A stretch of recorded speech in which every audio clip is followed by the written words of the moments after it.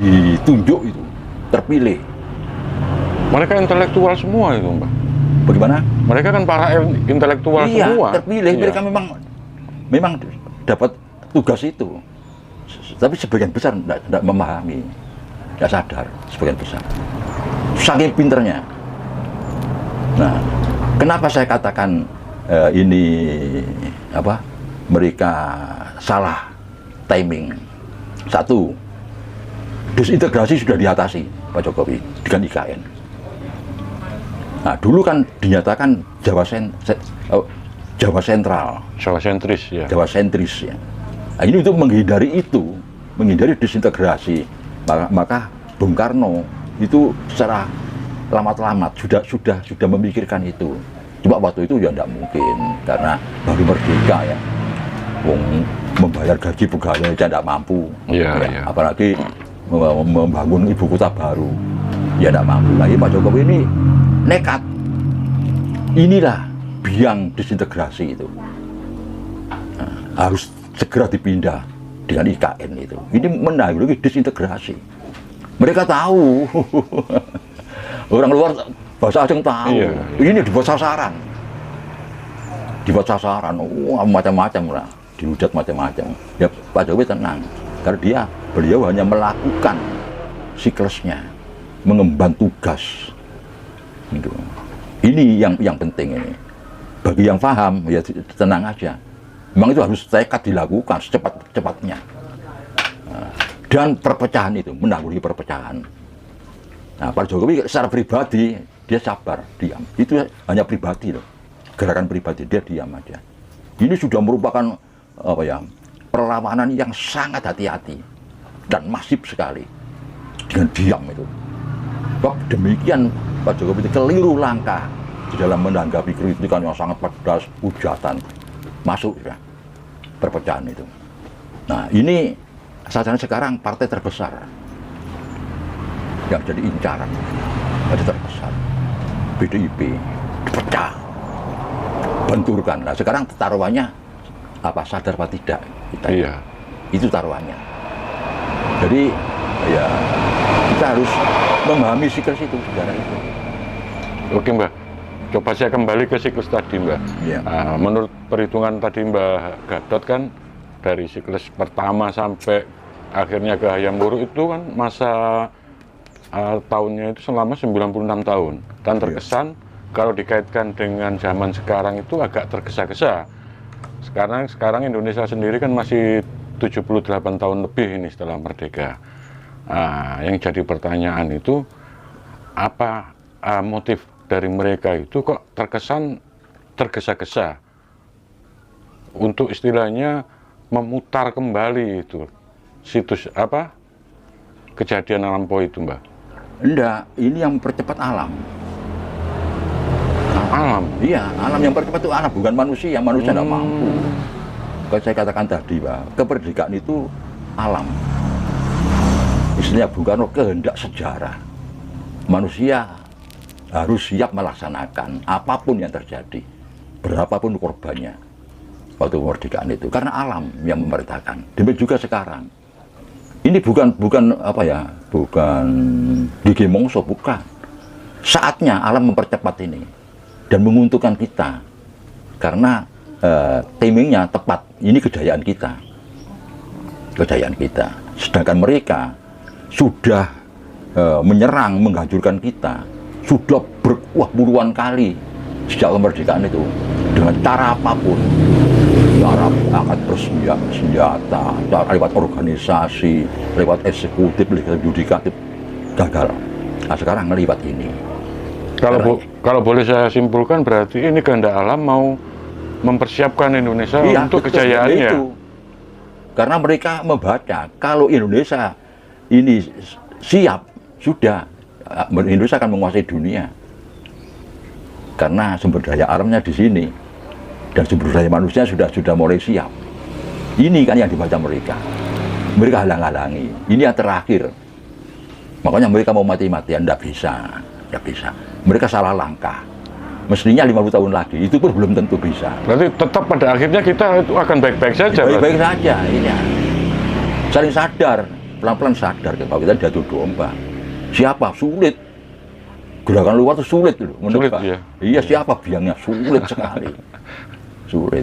Nah, kalau dulu, waduh, mulai kita dimasuki oleh Spanyol dengan Vasco da Gama, terus berkembang, terus pertama dimasuki oleh Portugis dengan Christopher Columbus, diikuti dengan Ferdinand Magellan, diikuti oleh Inggris dengan berkali-kali kirim pasukan tempur, terakhir dengan James Cook itu, kasalnya yang memimpin itu dengan George Robertson sebelumnya itu waduh mati-mati kita terbunuh kan.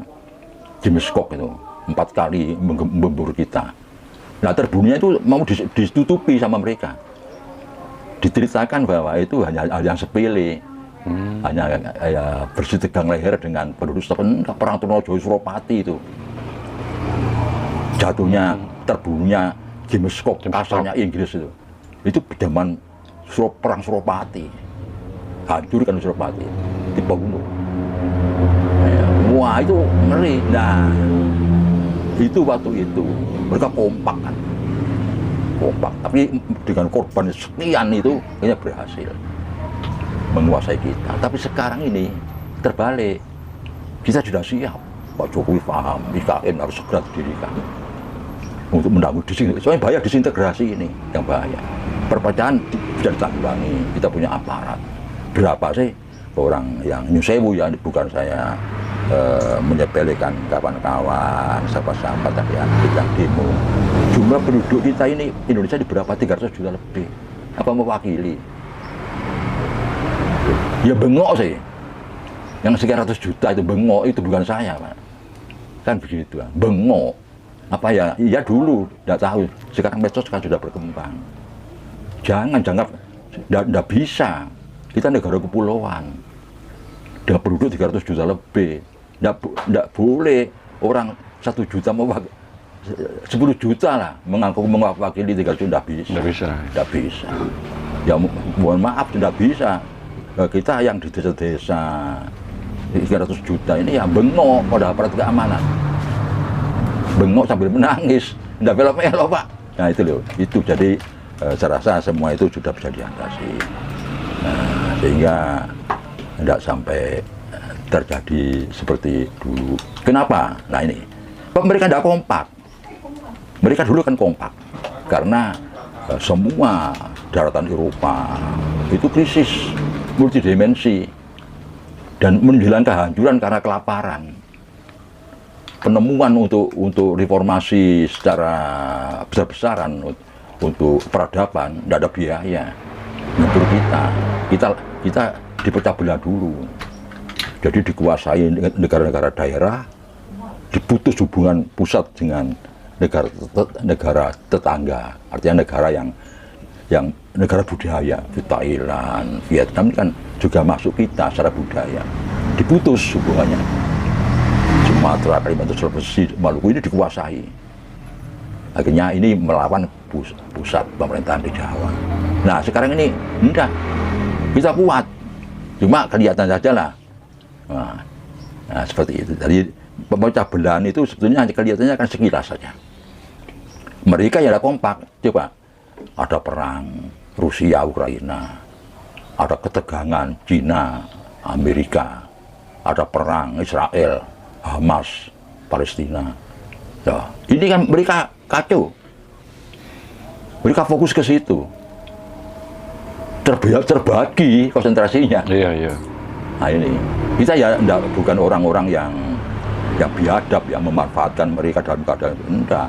Kalau garis politik luar negeri kita kan jelas. Ya di sini membantu yang tertindas. Waktu itu Palestina itu jelas, tapi terukur kan, terukur. Sebagaimana misalnya kebiasaan kita, sebagaimana piagam PBB apa itu kan ada semua.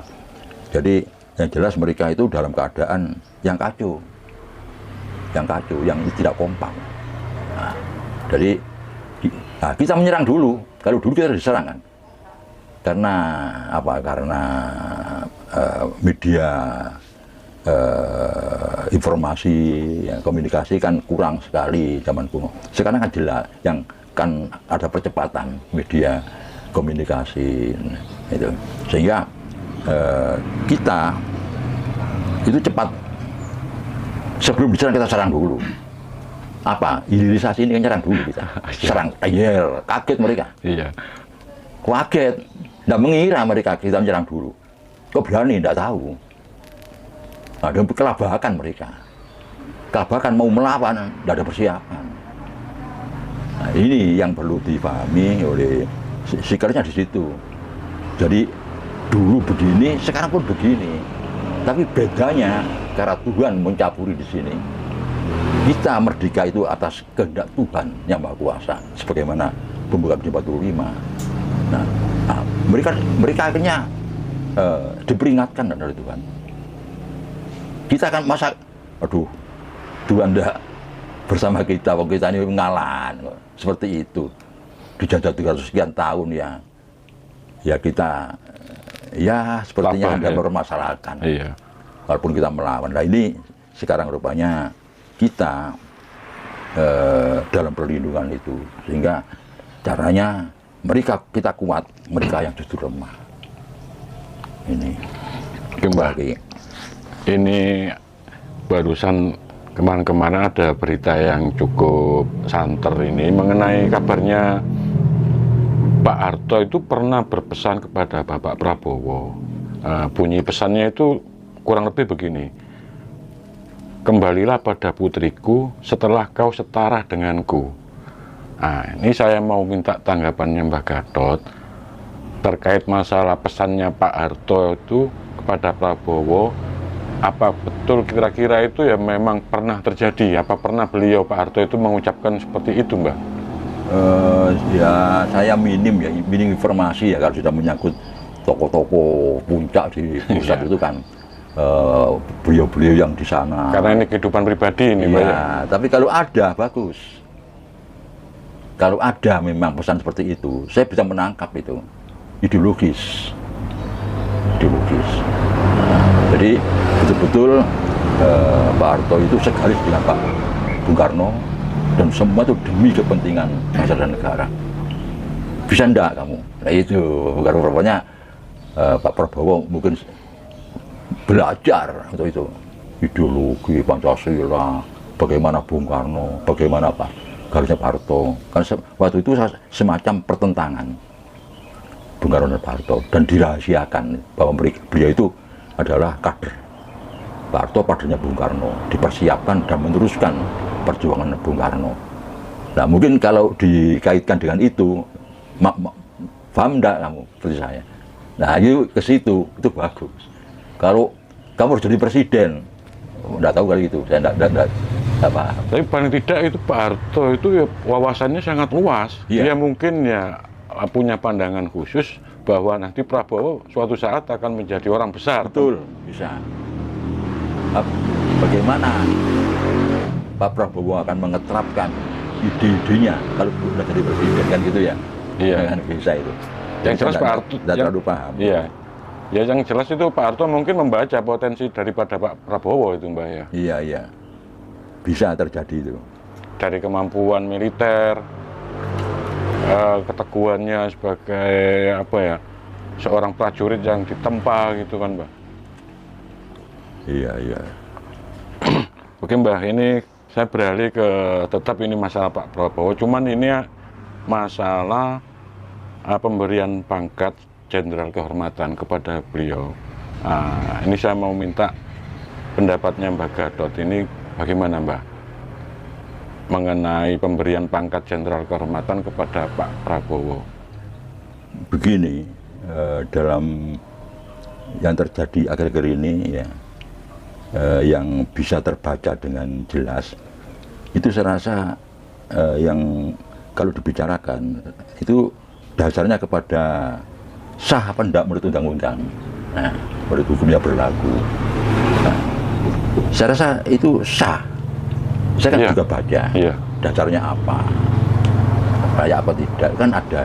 dasar-dasarnya. Ya kalau itu cukup, sudah memenuhi persyaratan, ya sudah. Nah kalau ditarik kepada secara ideologis, ya apa ya, ini kan menambah mental untuk Pak Prabowo di dalam memimpin negara nanti. Mental, karena kalau sudah presiden kan paling tertinggi. Iya. Jadi ada Pak Prabowo kan legend kan, bukan jenderal penuh. Iya, terakhir legend. Nah, otomatis dalam menghadapi jenderal penuh kan ada, walaupun seperti setitik jarum itu ada rasa. Nah ini, tapi dengan beliau jenderal penuh bintang 4 kan ini lebih tatak, lebih mudah ya, di dalam dia bersikap bagaimana apa ya, istilahnya itu panglima tertinggi.